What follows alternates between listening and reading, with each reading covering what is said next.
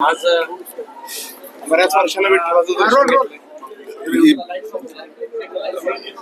देवाची जी इच्छा असते, बऱ्याच वर्षानंतर विठुरायांनी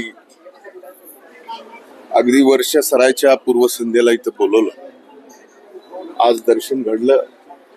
खरं तर आज मी आमचे हरिभक्तपरायण लाड महाराजांच्या मठाचं भूमिपूजनासाठी इथं आलो आणि इथं अतिशय चांगलं दर्शन पांडुरंगाचं घडलं.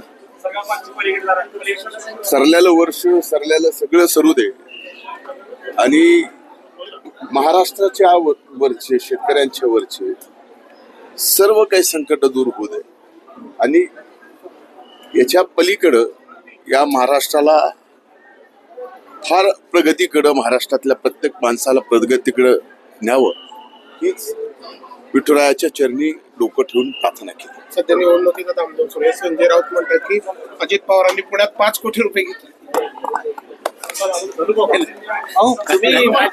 राजकीय मागचं पूर्ण वर्ष बऱ्याच घडामोडी झाल्या, तुम्हाला पुढील वर्षात फेस करावं लागेल. काय त्याचं आत्मचिंतन करताल? भगवंताचे दर्शन घेतलं, चिंतन करायचं का? संकट बघा, हे प्रत्येकाचा एक प्रारब्ध असतो. प्रारब्ध देवाला चुकला नाही, आपल्याला कसं चुकलं?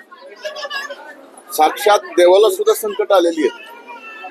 तुम्ही जरा सानिध्यात चांगल्या लोक राहिलात ना, तुमच्या लक्षात येईल हे प्रारब्ध आहे. ही संकट उडून आणलेली नाही, जाणीवपूर्वक एखाद्याला अडवायचं अशा पद्धतीची ती संकट होती. ते साल सरलं, सगळे संकट सरले. महाराष्ट्राच्या जनतेला नवीन वर्षाच्या मनपूर्वक शुभेच्छा देतो. इंग्रजी नवीन वर्षाच्या.